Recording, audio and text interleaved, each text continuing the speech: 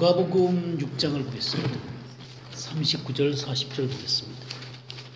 또 비유로 말씀하시되 맹인이 맹인을 인도할 수 있느냐? 둘이 다 구덩이에 빠지지 아니하겠느냐? 제자가 그 선생보다 높지 못하나 무릇 온전하게 된 자는 그 선생과 같으리라. 예. 그러니까 맹인이 인도할 경우에는 둘 다 구덩이에 빠진다 그랬죠. 그럼 이 구덩이에서 건져낼 수 있는 사람은 눈이 띄어진 사람이에요. 눈이 띄어진 사람. 그 눈이 띄어진 사람들이 바로 주님의 제자들이에요. 주님의 제자들. 근데 이 제자들, 그런 하나님의 사람들을 세우셔서 하나님은 그 구덩이에 빠진 사람들을 건져내기를 바라시는 것이죠. 근데 그 제자가 어떻게 되어야 되기를 원하시냐면 40절에 제자가 그 선생보다 높지 못하나 무릇 온전하게 된 자는 그 선생과 같으리라. 그러니까 제자들이 어떻게 되기를 원하면 온전케 되어지기를 원한다.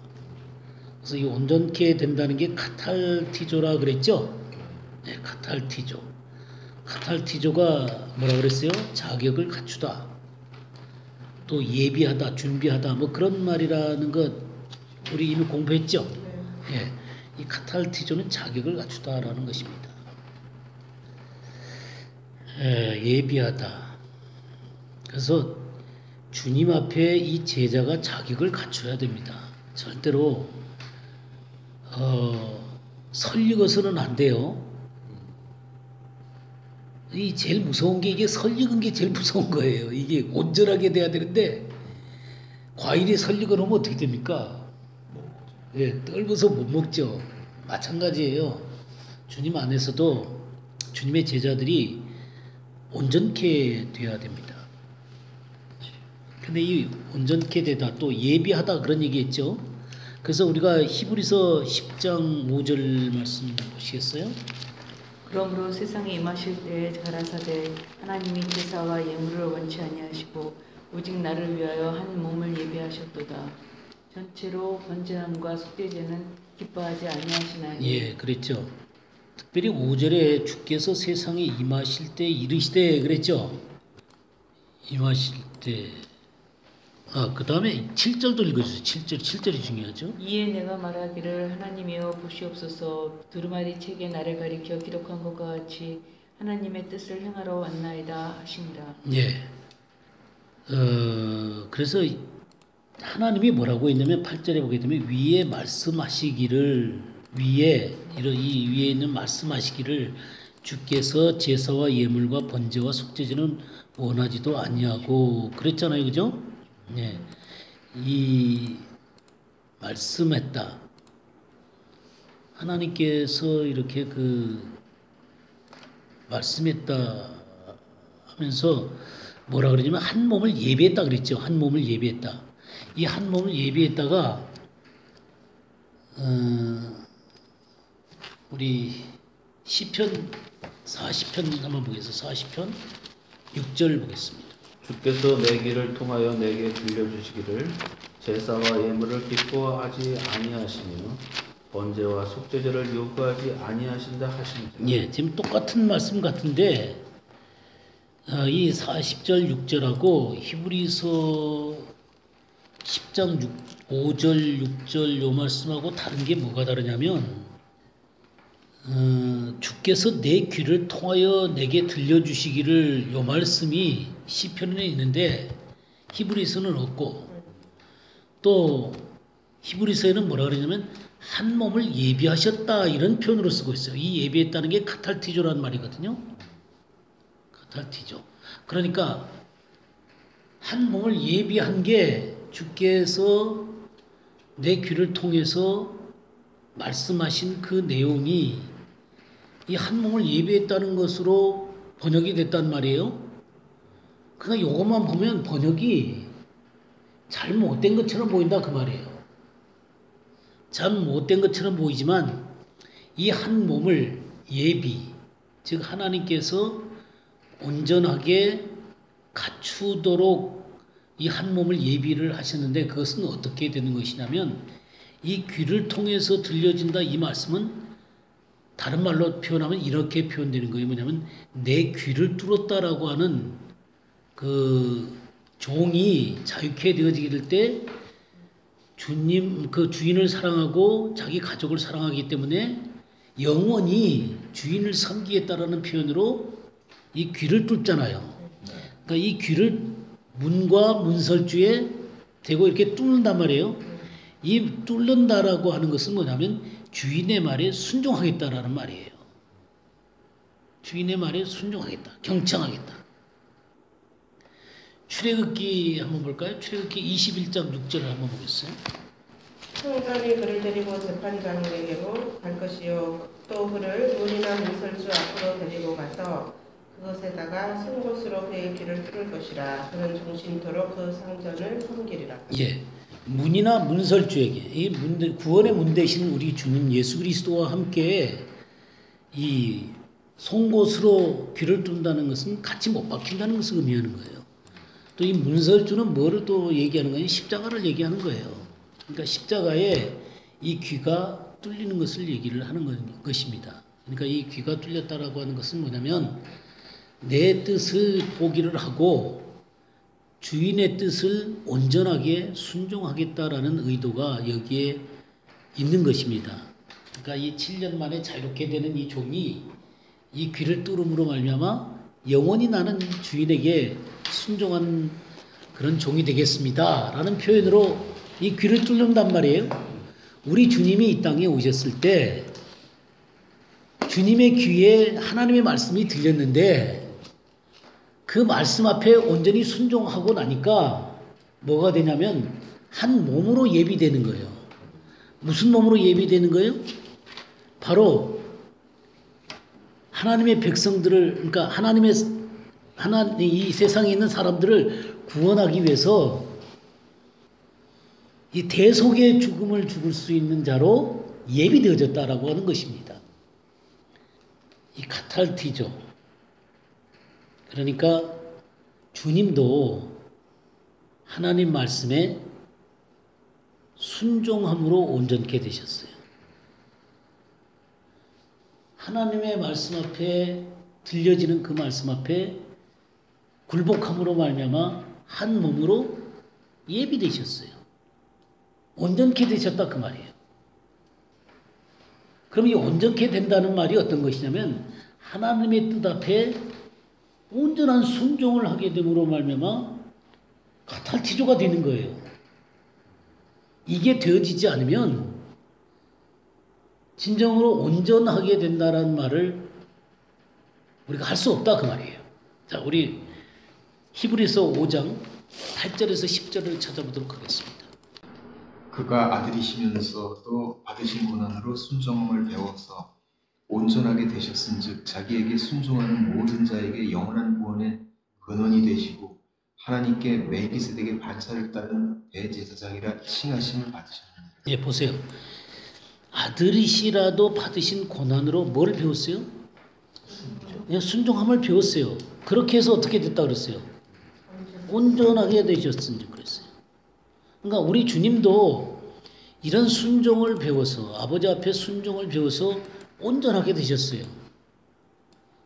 그래서 자기에게 순종하는 모든 자에게 영원한 구원의 근원이 되셨다.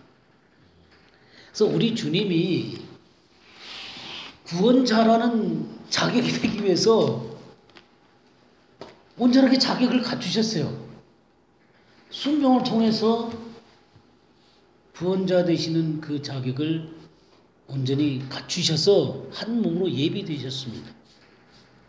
그런 것처럼 우리도 주님처럼 주님의 말씀에 듣고 순종해서 온전하게 되어지는 게 필요한 거예요. 주님이 온전하게 되었듯이 우리도 온전케 되면 스승과 같을 것이다 라고 얘기를 하고 있습니다.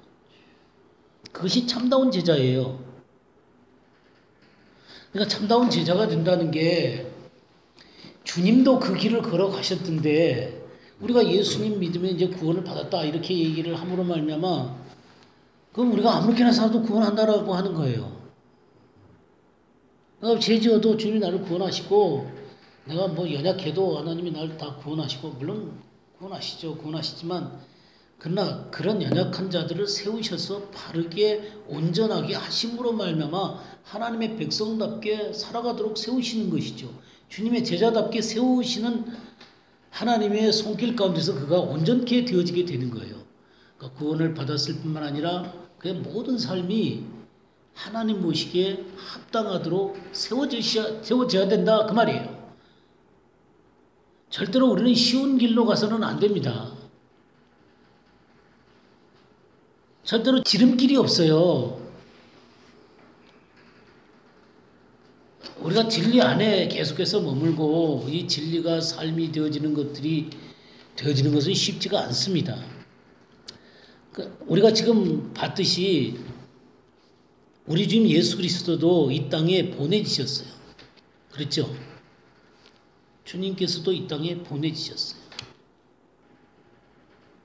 뭐 하기 위해서요? 포로되고 눈멀고 눌리고 갇힌 자들을 위해서요. 주님도 보내주셨어요.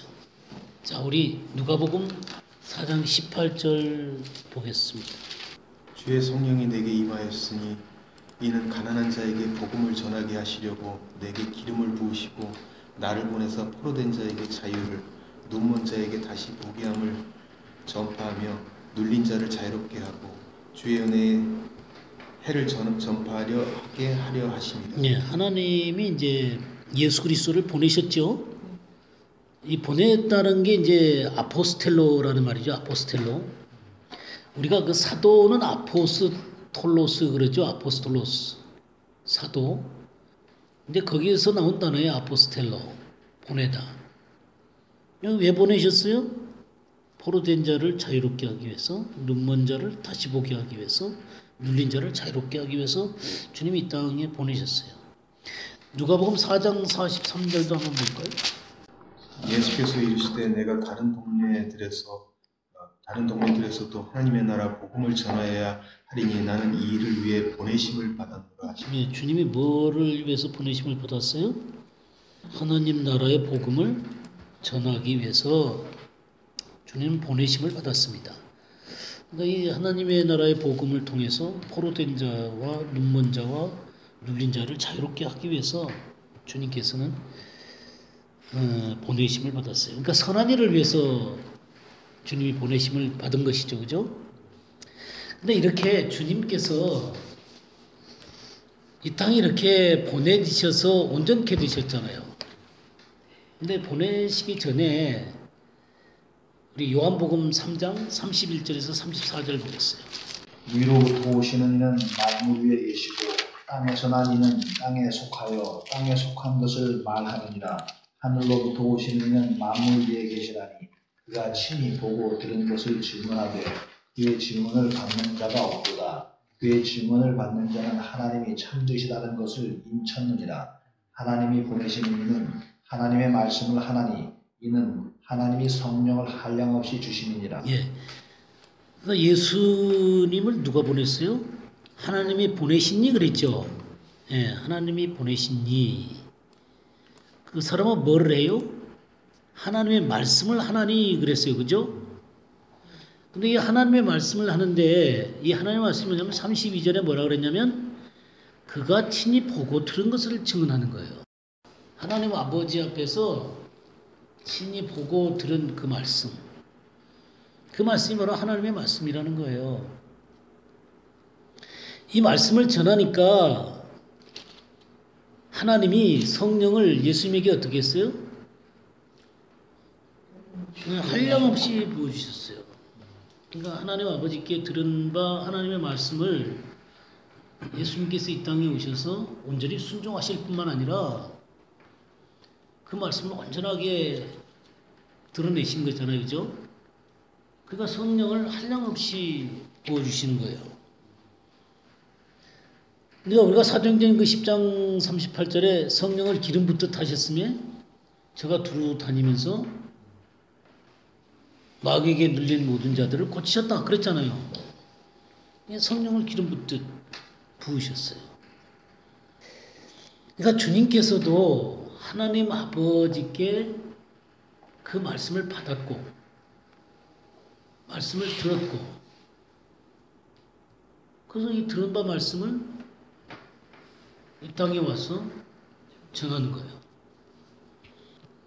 마태복음 10장 2절에서 8절. 열두 사도의 이름은 이러하니 베드로라 하는 시몬을 비롯하여 그의 형제 안드레와 세베대의 아들 야고보와 그의 형제 요한, 빌립과 바돌로메, 도마와 세리 마테, 알페오의 아들 야고보와 다데오, 가나안인 시몬과 및 가룟 유다 곧 예수를 판 자라.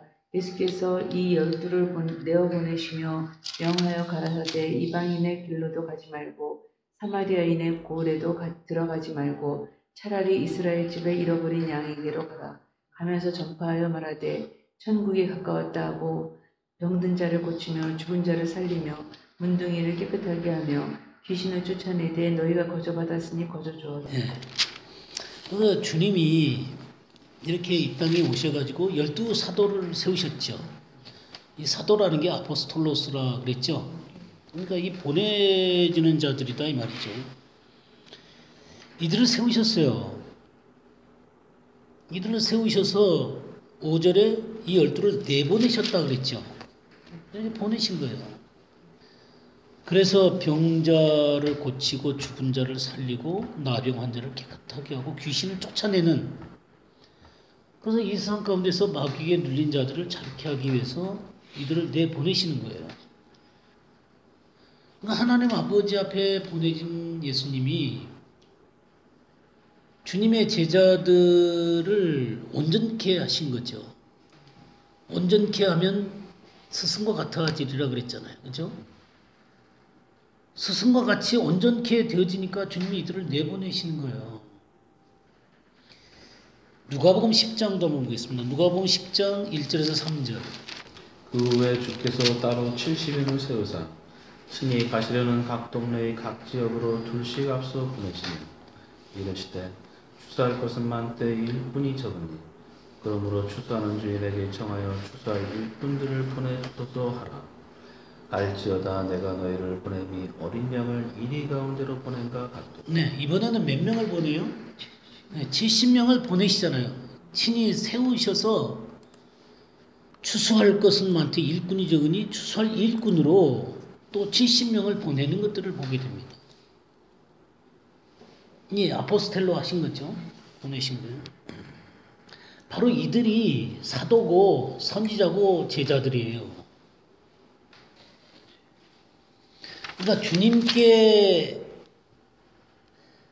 가르침을 받고 양육을 받고 보내지는 것입니다.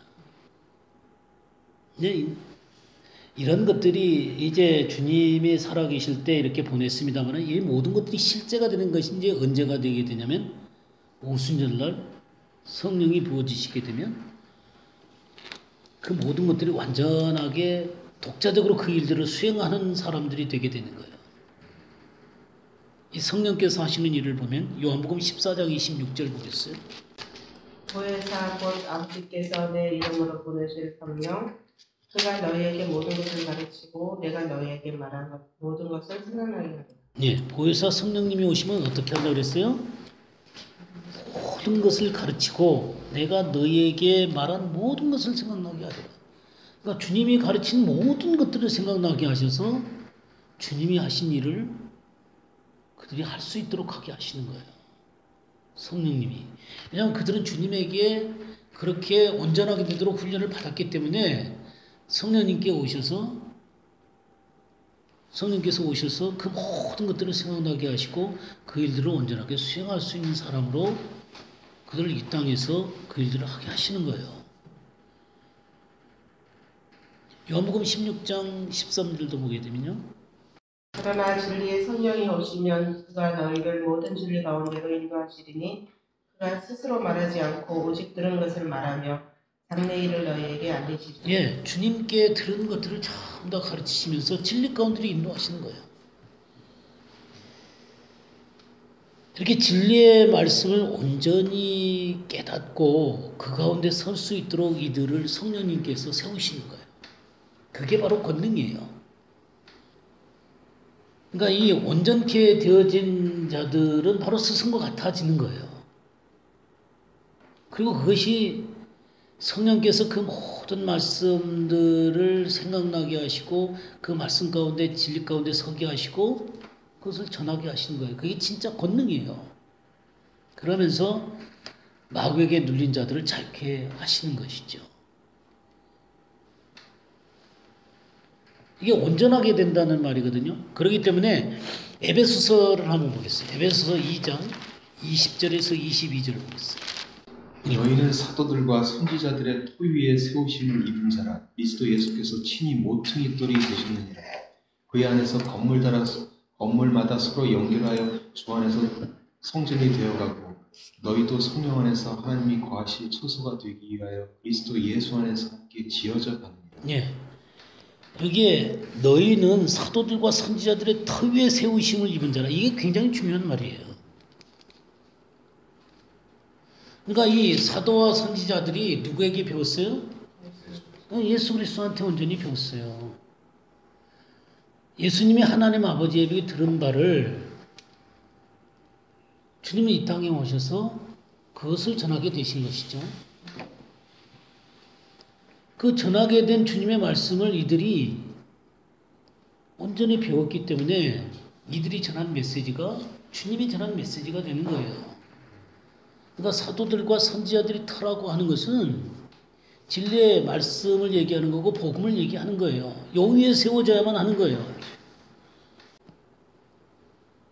이 터라는 게 기초, 또 근거 뭐 그런 거잖아요. 그죠? 이 근거 위에 서 있어야 되는 거예요.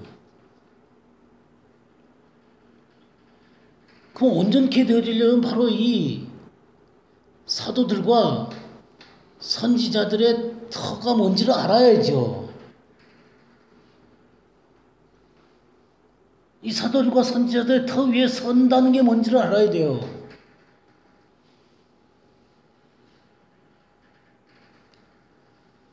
그러면 사도들과 선지자들의 터 위에 세우심을 입은 자다 그랬죠. 그렇게 될 때 뭐가 된다 그랬어요? 그리스도 예수께서 친히 모퉁이 돌이 되셨느니라. 그러니까 교회의 진정한 모퉁이 돌 되신 예수 그리스도는 진정한 모퉁이 돌이 되시는 것은 뭐냐면 교회 멤버들이 사도들과 선지자들의 터 위에 설 때예요. 모퉁이 돌이 머릿돌 뭐 그런 말이죠. 그죠?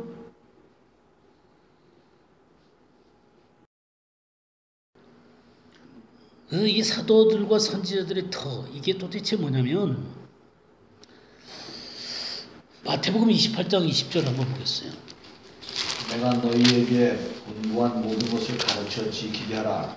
볼지어다 내가 세상 끝날까지 너희와 항상 함께 있으리라 하시니라. 예. 주님이 내가 너에게 분부한 모든 것 이걸 가르치라고 그랬어요. 그럴 때 주님이 함께 하신다는 거예요. 그게 신약이에요. 마태복음부터 요한계시록까지. 이 터를 잘 알아야 되는 거예요. 그러니까 주님이 가르친 모든 것이죠. 주님께서 누가복음 한번 볼까요? 누가복음 24장 44절에서 49절 보셨어요. 또 이르시되 내가 너희와 함께 있을 때 너희에게 말한 바 곧 모세의 율법과 선지자의 글과 시편의 날을 가리켜 기록된 모든 것이 이루어져야 하리라 한 말이 이것이라 하시고 이에 저희 마음을 열어 성경을 깨닫게 하시고 또 이르시되 이같이 그리스도가 고난을 받고 제3일에 죽은 자 가운데서 살아날 것과 또 그의 이름으로 죄사함을 얻게 하는 회개가 예루살렘으로부터 시작하여 모든 족속에게 전파될 것이 기록되었으니 너희는 이 모든 일의 증인. 볼지어다 내가 내 아버지의 약속하신 것을 너희에게 보내리니 너희는 위로부터 능력을 입히울 때까지 이 성에 유하라 하시니라. 예.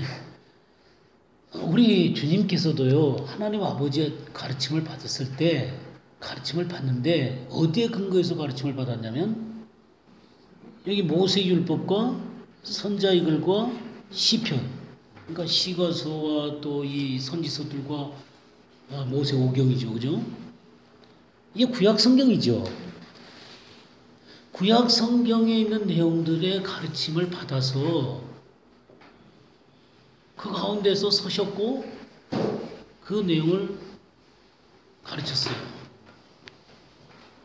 그러니까 제자들은 또 이 예수님의 가르치신 모든 것들을 어떻게 하셨어요? 또 가르쳤잖아요. 그죠? 이게 너무너무 중요한 거예요, 이게. 주님께서도 구약에 있는 내용들을 하나님 아버지로부터 잘 배우셨고, 또 이것을 제자들에게 가르쳤고, 또 약속하신 것을 다 받으라 그랬잖아요. 성령님이 오셔서 그 말씀을 온전하게 가르칠 수 있도록 하신 거예요. 그게 바로 사도들과 선지자들의 터예요. 그리고 그 터 위에 세워질 때 주님이 모퉁이 돌이 되시는 거예요. 그러니까 진정한 성전이 되어지게 되는 것이죠. 이게 사도들과 선지자들의 터 위에 세우심을 입은 자들이 모퉁이 돌과 다 연결되어져 가지고 진정한 성전이 되어지게 되는 거예요. 거기서 보좌가 거기에 서게 되고 거기서 생수가 흘러나오게 되는 거예요.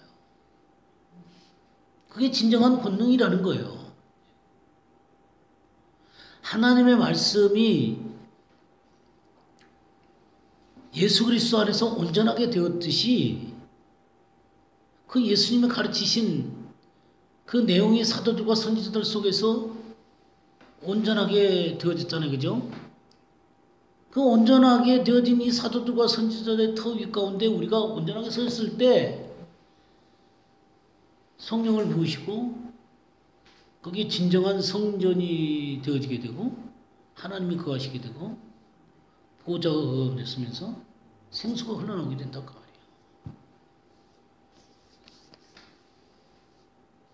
자, 우리 이 말씀을 시편 한번 찾아보죠. 시편 118편 21절 보겠어요. 주께서 내게 응답하시고 나의 구원이 되셨으니 내가 주께 감사하리이다. 네, 지금 이 시편 기자는 주께서 내게 응답하시고 나의 구원이 되셨으니 내가 주께 감사하리이다. 이 구원을 노래하고 있거든요.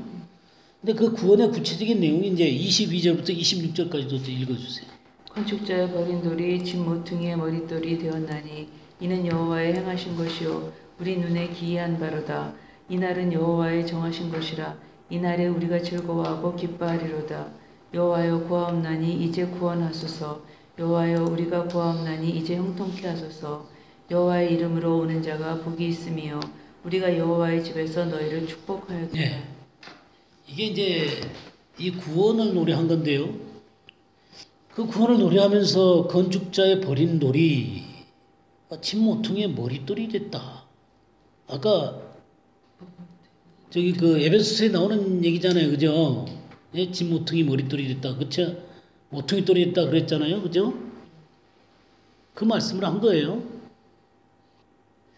여호와께서 행하신 것이 우리 눈에 기이한 바로다. 그래서 이날은 여호와께서 정하신 것이다. 이 정했다는 말이 아싸 행하다, 완성하다 뭐 그런 말이죠. 그 완전하게 행하심으로 말미암아 이날은 여호와께서 정하신 것이다. 이날에 우리가 즐거워하고 기뻐하리로다. 이날이 뭐냐면 이 이스라엘 백성들 랍비들이 예수님을 버렸잖아요. 그죠? 버린 돌이 진모퉁이의 머릿돌이 되셨잖아요. 그러니까 교회의 머릿돌이 되셨단 말이에요. 그래서 우리 주님이 살아나셨어요. 죽음 가운데 살아난 날이 부활이죠. 부활한 날이죠. 또 교회가 생겨난 날이죠.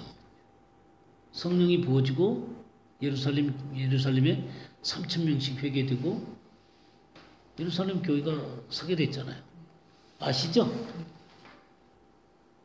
이게 정하신 날이에요. 이게 표면적으로는 주님이 부활하신 날이고 교회가 형성된 날이에요. 그렇게 하면서 그러면서 이렇게 그 진 모퉁이 머릿돌 대신 주님과 연결된 이 사람들, 이렇게 구원에 대한 진정한 그 확신, 그래서 모퉁이 돌 대신 예수 그리스도가 내 진정한 머릿돌이 됐다라고 고백하는 이 사람들에게 26절에 뭐라냐면 여호와의 이름으로 오는 자가 복이 있으며 우리가 여호와의 집에서 너희를 축복하였도다. 이 여호와의 집이 뭐냐면 바로 교회란 말이에요. 교회. 그러나 주님이 거하시는 처소가 되는 거예요. 진정한 머릿돌 되시는 예수 그리스도가 그 자리에 서실 때, 근데 이 머릿돌이 되시려면 어떻게 하셔야 돼요? 사도들과 선지자들의 터 위에 서 있어야만 머릿돌이 되시는 거예요. 머릿돌이. 그리고 진정한 교회가 되는 거예요. 이 표현을 요한복음 14장 23절 보겠어요. 예수께서 대답하여 이르시되 사람이 나를 사랑하면 내 말을 지키리니 내 아버지께서 그를 사랑하실 것이요 우리가 그에게 가서 거처를 그와 함께 하리라. 네, 거처를 그와 함께 하리라. 어떤 사람에게요? 나를 사랑하면 내 말을 지키리니 아버지께서 그를 사랑하시면 내 말을 사랑하실 것이요 우리가 그에게 와서 거처를 함께 한단 말이에요. 그러니까 주님이 진짜 거처를 정하시고 할 수 있는 사람은 하나님의 말씀을 지키는 사람들이에요. 그러니까 이 사도들과 선지자들의 터 위에 온전히 서 있을 때 주님이 머릿돌 되시고 진정한 성전이 되시고 하나님 그 가운데 거하시는 거다 그 말이에요. 주님은 이 땅에 계셨을 때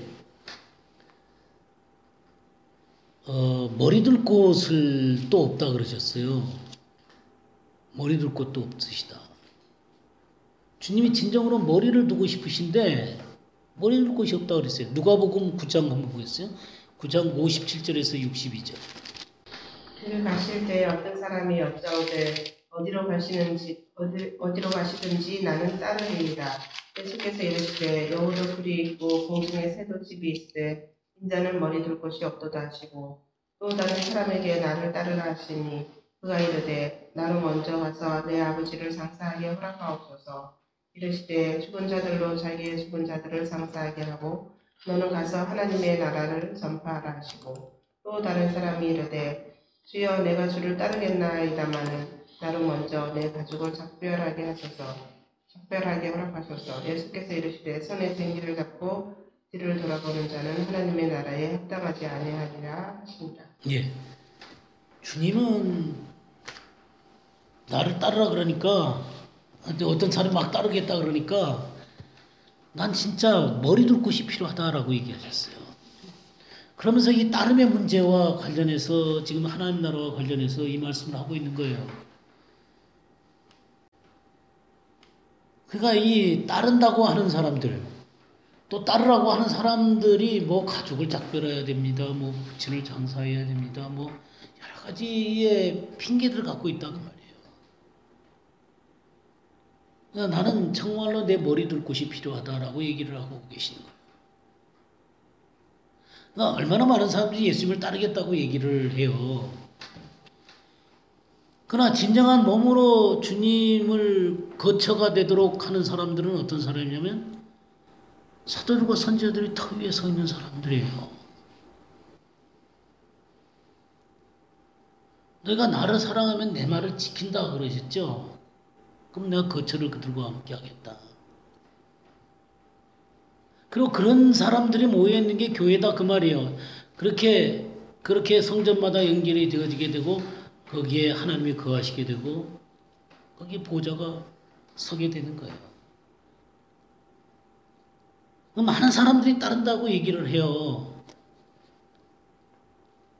그러나 따른다고 말하는 것이 중요한 게 아니라 주님이 그 위에 머리를 두시는 게 중요한 것이다 그 말이에요.